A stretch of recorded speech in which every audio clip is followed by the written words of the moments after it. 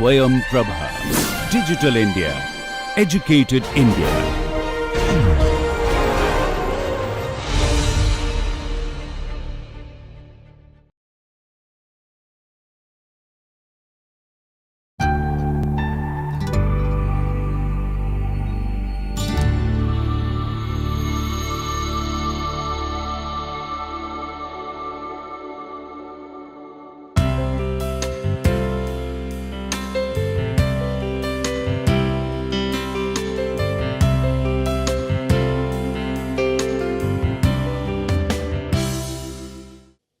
Namaste, hello everyone. Welcome again to my NPTEL course on interior design.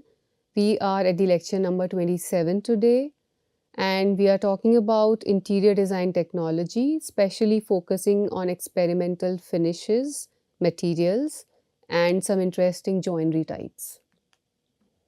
So this is the broad content for today. Let's start with experimental finishes and materials.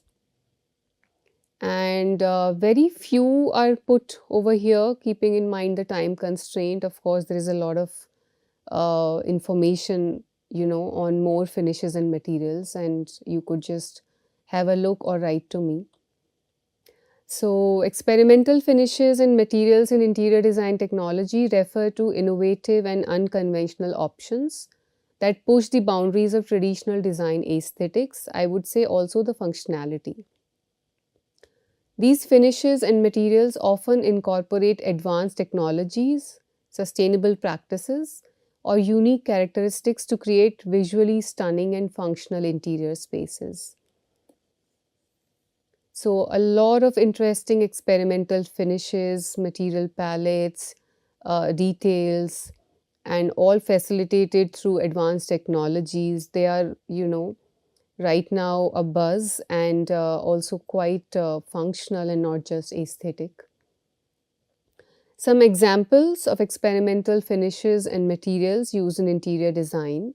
So, talking about smart materials. Smart materials are designed to respond to environmental stimuli such as temperature, light, or pressure.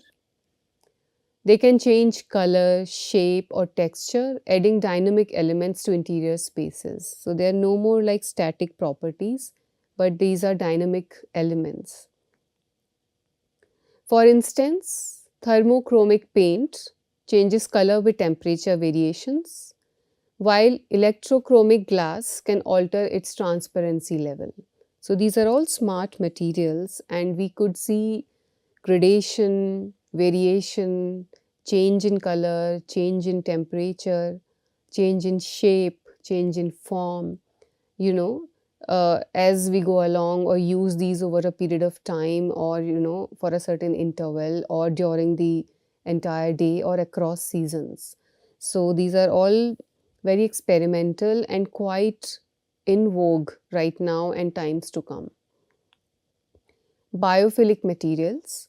So, biophilic design emphasizes a connection between nature and the built environment. Materials like moss walls, living greenery, natural fibers bring the outdoors inside, promoting well-being and improving the air quality. So, the overall ambience improves, the indoor air quality, indoor environmental quality improves, and we see the bearing on the well-being and the user experience in a very positive manner. 3D printed elements. 3D printing technology enables the creation of intricate and customized interior elements such as furniture, lighting fixtures, also the decorative objects. It allows designers to experiment with unique shapes, textures, and structures that were previously challenging to achieve. So, very interesting structural details and designs can also be achieved with the help of 3D printed elements. Sustainable materials. As environmental concerns become more prevalent, interior designers are exploring sustainable options, and we talk about concerns for sustainability almost in every lecture, focusing on one or the other aspect. These materials reduce the environmental impact of interior design projects.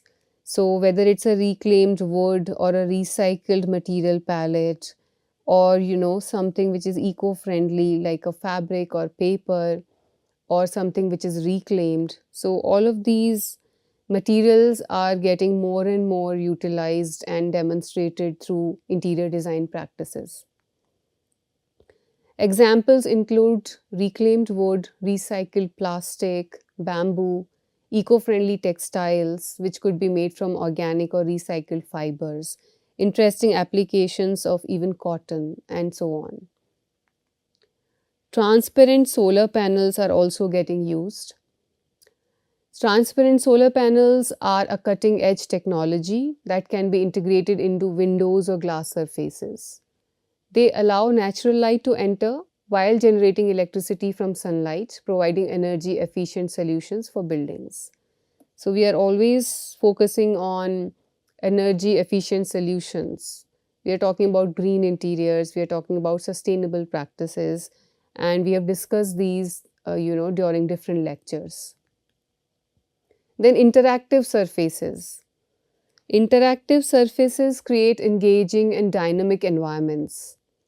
For instance, interactive wallpapers or LED panels can display changing patterns, images, or videos, adding a layer of interactivity and personalization to interior spaces. Concrete and cement composites. Traditional concrete is being reinvented with innovative additives and manufacturing techniques.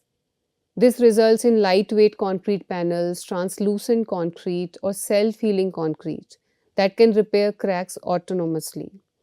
So, these are very interesting elements, materials, design features, technological advancements that we are exploring in interior design projects, interior architecture projects. Nanotechnology coatings.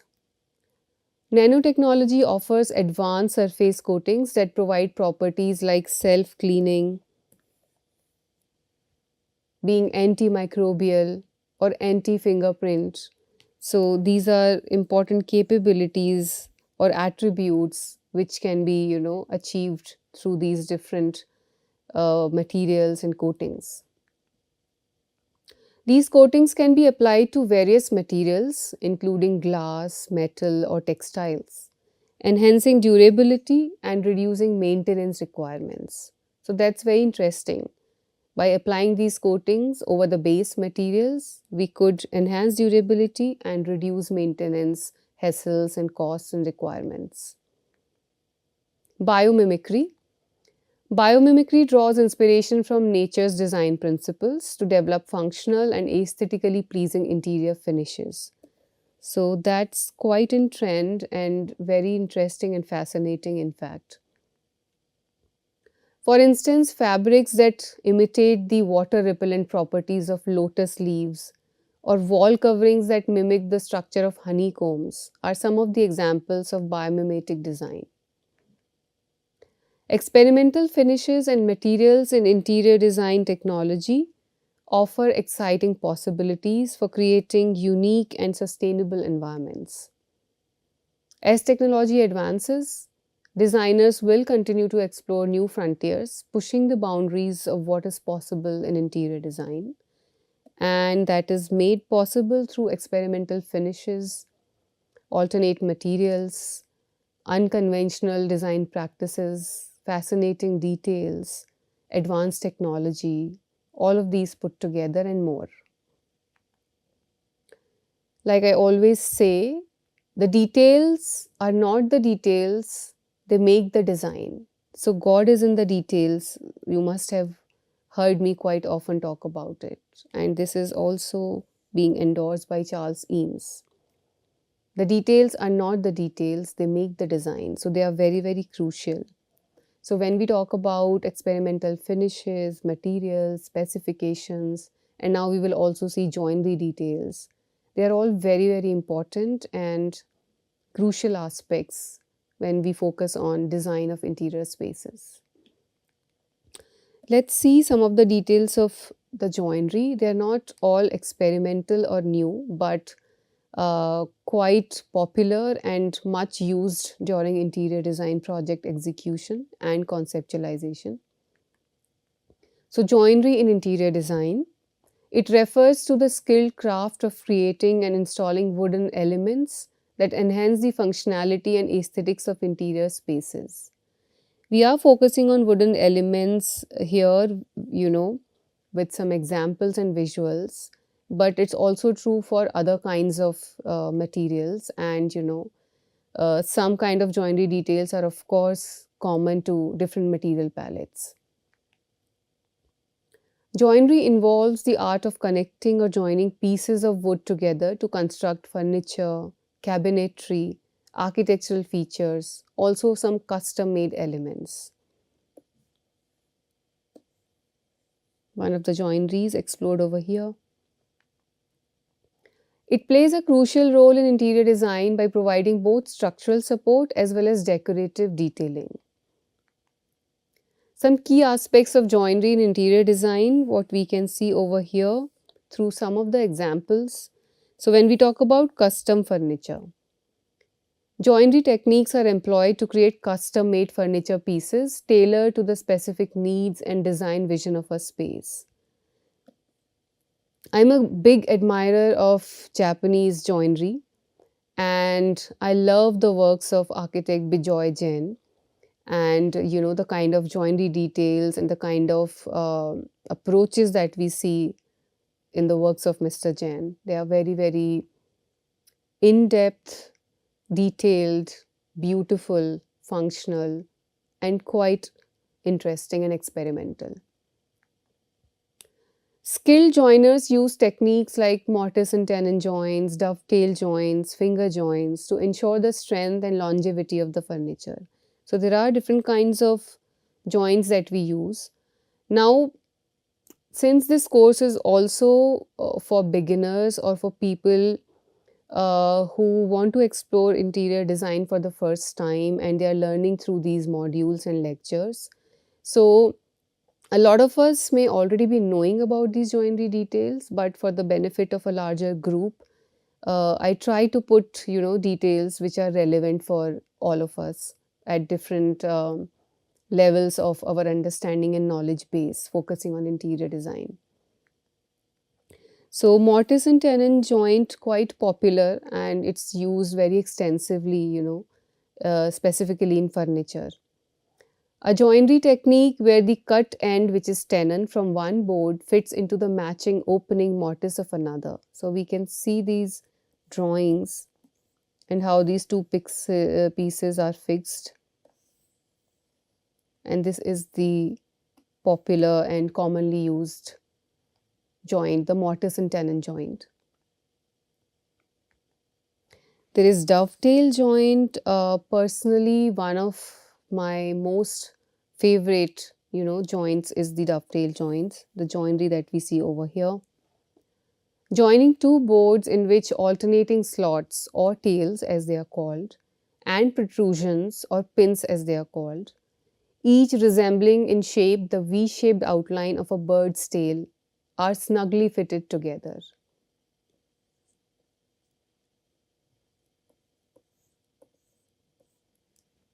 Thus increasing the gluing area. This is also a very, very beautiful piece of joinery, not just functional.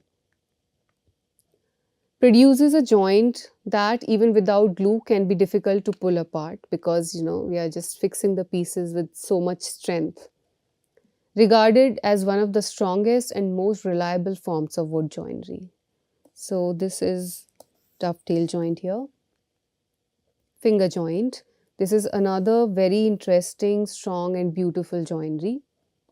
A joinery technique used mostly in industry where small fingers are cut into corresponding pieces that are joined together.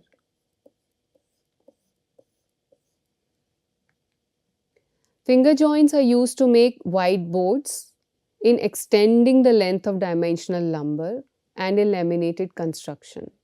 So therefore they are used in industry extensively. Cabinetry and storage solutions. Joinery is commonly used in the construction of cabinets, shelves, and storage units. Precise joinery techniques such as dado, rabbet joints, tongue and groove joints are utilized to achieve seamless connections and sturdy constructions. This is the dado joint that we see over here. A joint where one piece is grooved to receive the piece which forms the other part of the joint. A groove that is cut across the grain to receive the butt end or edge of a second piece. So this is the groove over here. The rabbet joint. We must have observed old doors and the way, the one shutter and the other fixed with each other. And there is this joint over there that we see. That's also like a rabbet joint. A joinery technique where an L groove across the end of the edge of one piece of wood fits into an edge or end of another board with an L groove.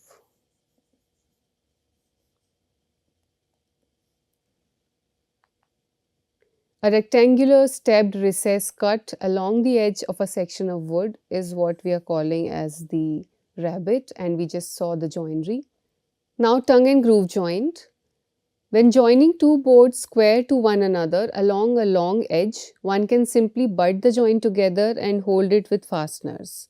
So tongue and groove joint is also a strong joint, and sometimes it is mistaken or used similarly, as mortise and tenon joint. But there are subtle differences between the two, and both are strong joints, but mortise and tenon is considered even more stronger and mostly used, widely used in the making of furniture and also other elements. However, the tongue and groove joint is much stronger and provides more adjoining surface areas, which is particularly useful if you are going to glue the joint.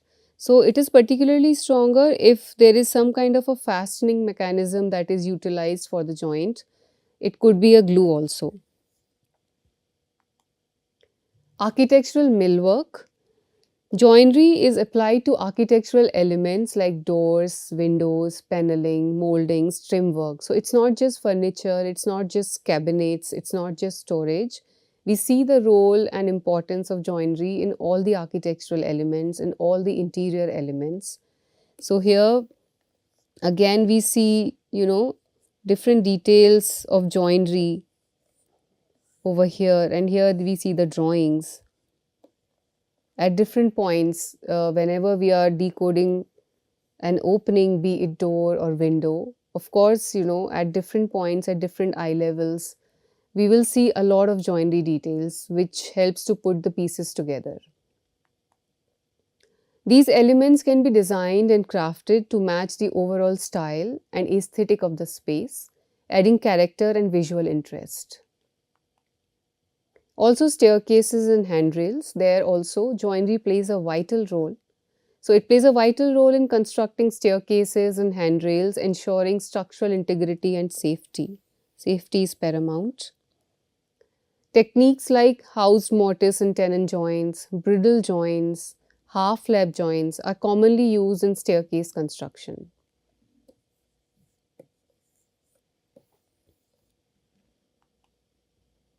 A bridle joint is a woodworking joint like a mortise and tenon, in that a tenon is cut on the end of one member and a mortise is cut into the other to accept it. The distinguishing feature is that the tenon and the mortise are cut to the full width of the tenon member. That's the distinguishing feature, starting with the first joint that we saw, the mortise and tenon joint. In traditional timber framing, the bridle joint is commonly used to join the tops of principal rafters. This is the traditional application. So here we see the details, and we see two types of bridle joints over here. There is T-bridle joint and there is a corner bridle joint. So there is this T formation and this joinery that we see over here. And we use these wooden dowels. These are like small members which are, inserted to give additional strength. In bamboo construction also, a lot of bamboo dowels are used. And this is the corner bridle joint, where this portion is the mortise and this is the tenon, and this is used for a corner detailing. Half lap joint, as visually explained over here, and this is how it works. In a half lap joint or halving joint, the material is removed from both members so that the resulting joint is the thickness of the thickest member. Most commonly in half lap joints, the members are of the same thickness and half the thickness of each is removed. Halving lap joints are used extensively in transition and cabinetry for framing. They are quick and easy to make and provide high strength through good long grain to long grain gluing surfaces. So they provide strength, and then there can be additional fastening and gluing also to add to that strength. The shoulders provide some resistance to racking, which is diagonal distortion. So that's also interesting. So in the lecture where we are talking about timber, we have discussed about the grains and different kinds of wood sections and anatomy of wood. So some of the terms that you see here can be clarified while attending to that lecture. Integrated built-in features. Joinery allows for the integration of built-in features such as window seats, banquets, built-in shelving. So joinery is very important tool at our disposal, and we can use it in the most unique and custom ways to create interesting designs. These custom-made elements maximize space utilization, create seamless designs, provide functional solutions. So joinery is quite interesting. Decorative detailing also could be achieved through joinery techniques. Intricate inlays, carvings and moldings can be incorporated into joinery elements to enhance the aesthetic appeal and visual richness of the design.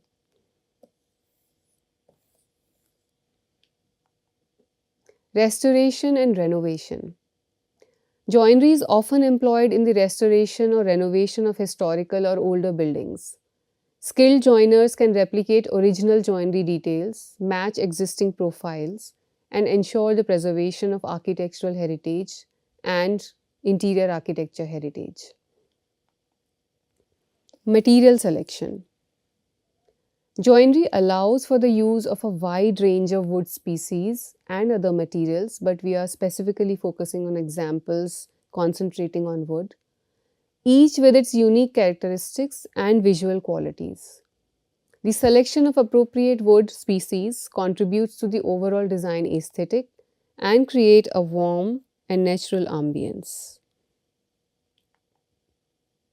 Joinery is a specialized craft that requires a high level of skill, precision, and attention to detail. Skilled joiners work closely with interior designers and architects to bring their design concepts to life, ensuring that the joinery elements harmoniously blend with the overall interior design scheme. So as designers, we must be aware of these joinery mechanisms. It's a part of our training. We must build models, we must make mock-ups to understand their functionality and the ways the pieces are assembled together. But it is always nice to learn from carpenters and joiners and other karigars and workers and makers and work with them in an ecosystem in a very collaborative manner to have, a better knowledge base, to have more experience and to have more variety in our work. Some of the basic joints are put over here, and we have already seen some of these during our discussions. So some of them are strong, some of them are weak, but the ones that I discussed in particular are quite popular and commonly used. There is a video that we see over here. So to talk about joinery in a very conclusive manner at the end of this lecture, joinery is the heart of woodworking. Without it, our furniture would be piles of wood. And I agree with that and I endorse to that.